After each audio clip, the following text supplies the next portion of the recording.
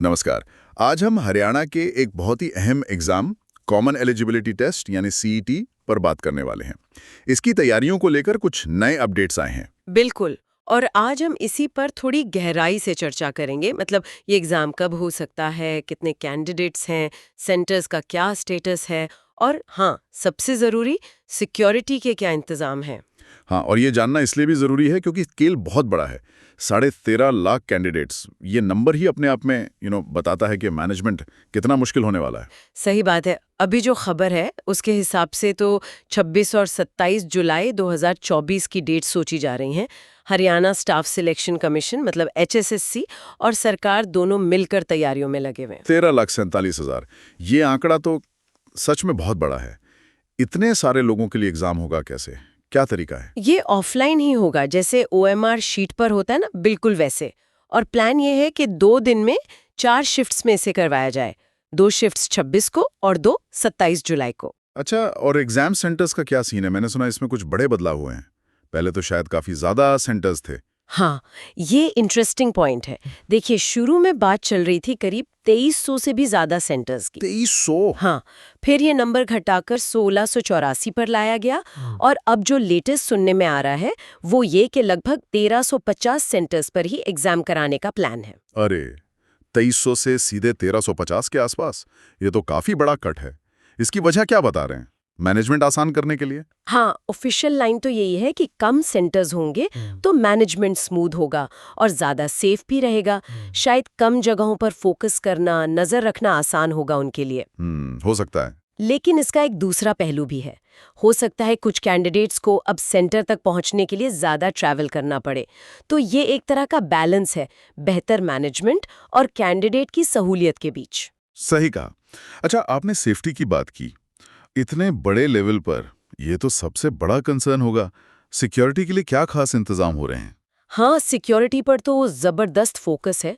सुनने में आया है कि 13,000 से ज्यादा पुलिस और सिक्योरिटी पर्सनल तैनात किए जाएंगे। 13,000? जी। और ये सिर्फ सेंटर के बाहर नहीं, अंदर भी पूरी कड़ी निगरानी रखेंगे। मतलब किसी भी तरह की चीटिंग या गड़बड़ी रोकने के लिए ये बहुत जरूरी भी है। बिल्कुल। 13,000 सिक्योरिटी वाले, ये नंबर ही बताता है कि एडमिनिस्ट्रेशन कितना सीरियस है इसको लेकर। और वैसे एडमिनिस्ट्रेटिव लेवल पर मॉनिटरिंग कैसी चल रही है? अरे, पूरी मशीनरी लगी हुई है। हर डिस्ट्रिक्ट में स्टैटिक मजिस्ट्रेट होंगे, फिर एक स्पेशल नोडल ऑफिसर भी पूरी व्यवस्था को देखेगा। ओह। यहाँ तक कि जो हरियाणा के चीफ सेक्रेटरी हैं, वो खुद personally security, transport, question papers की सीलिंग, स्टाफ की ड्यूटी, इन सब चीजों पर नजर रख रहे हैं। मतलब टॉप लेवल से लेके ग्राउंड लेवल तक सब इन्वॉल्व हैं। और HSSC के चेयरमैन भी खुद सेंटर्स वगैरह देख रहे हैं। जी हाँ, वो खुद भी इंस्पेक्शन कर रहे हैं। डिस्ट्रिक्ट से लगातार रिपोर्ट्स ली जा रही हैं। कोशिश यही है कि सब कुछ बिल्कुल ठीक से हो। तो मतलब तैयारियां तो जोरों पर हैं। अगर हम ये सारी बातें समअप करें तो मेन पॉइंट्स क्या हैं? देखिए, मोटी बात यह है कि हरियाणा सीईटी एग्जाम 26-27 जुलाई को हो सकता है। करीब 13.47 लाख कैंडिडेट्स इसमें बैठेंगे। एग्जाम लगभग 1350 सेंटर्स पर होगा, ऑफलाइन तरीके से। और सिक्योरिटी के लिए 13,000 से ज्यादा लोग तैनात होंगे। एडमिनिस्ट्रेटिव निगरानी भी बहुत टाइट है। साफ है कि ये हरियाणा के लिए एक बहुत बड़ा रिक्रूटमेंट प्रोसेस है। लाखों युवाओं का फ्यूचर इससे जुड़ा है। तो इसका कामयाब होना और फेयर तरीके से होना बहुत जरूरी है। बिल्कुल।